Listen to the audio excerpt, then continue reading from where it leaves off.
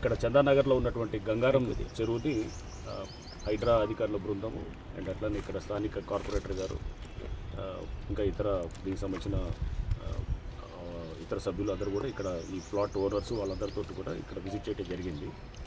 So దీంట్లో MLA గారు, ఇక్కడ స్థానిక ఎమ్మెల్యే గారు గాంధీ గారు వారు ఇక్కడ ఈ చెరువు డంపింగ్ జరుగుతుంది, ఇక్కడ కట్టడి చేయలేకపోతున్నారనే దాని మీద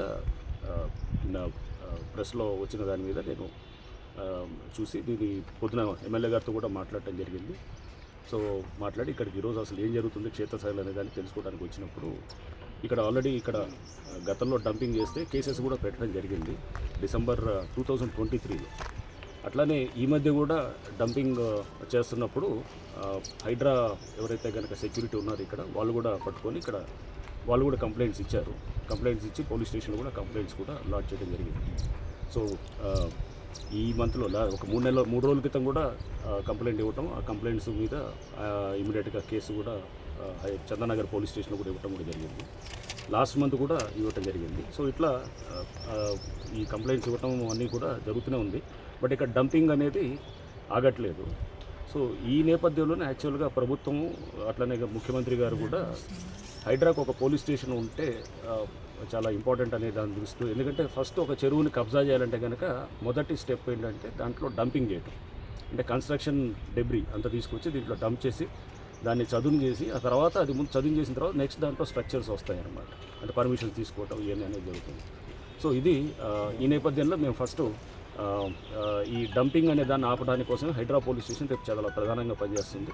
దీని వెనకాల అంటే ఊరినే బండ్లు పట్టుకోవటం కాదు, డ్రైవర్లను పెట్టడం కాదు, దాని వెనకాల ఎవరున్నారు, వ్యాపారస్తులు ఎవరు డంప్ చేస్తున్నారు, ఆ ప్లాట్ ఓనర్స్ ఎవరన్నా దాంట్లో ఇన్వాల్వ్ అయినారా, దాంట్లో ఎక్కడి నుంచి తీసుకొచ్చి ఎక్కడ డంప్ చేస్తున్నారు, ఇవన్నీ కూడా చెక్ చేసి రేపు హైడ్రా పోలీస్ స్టేషన్ రాగానే ఆ వెహికల్స్ కూడా సీజ్ చేసి చేయడం జరుగుతుంది. సో బట్ అప్పటిదాకా మేము స్థానిక పోలీస్ స్టేషన్లో కంప్లైంట్ ఇస్తున్నాము, వాళ్ళు కూడా కేసులు పెడుతున్నారు. బట్ దీనికి ఎప్పుడైనా కానీ దీన్ని చెక్ చేయాలంటే మూలాల్లోకి వెళ్ళాల్సింది. మూలాల్లోకి వెళ్ళి అసలు దాంట్లో మెయిన్ వెనకాల ఉన్నటువంటి వాళ్ళని మనం తీస్తే తప్ప ఈ డంపింగ్ అనేది ఆగదు. సో దీని త్వరలో చెక్ పెడతాము.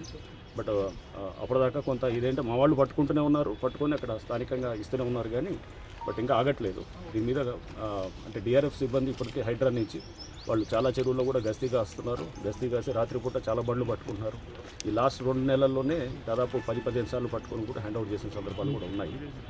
అండ్ మేము ఇంకా కూడా ఈ గస్తీ ఉధృతం చేసి ఈ బండ్లు కూడా పట్టుకొని వాటిని సీజ్ చేసి కోర్టుకు పెట్టడంతో పాటు దాని వెనకాల ఉన్న వాళ్ళని కూడా రేపు తప్పకుండా వాళ్ళకు కూడా కోర్టులో పెట్టడం, వాళ్ళ మీద చట్టపరంగా చర్యలు తీసుకోవడం జరుగుతుంది. Sir, JP construction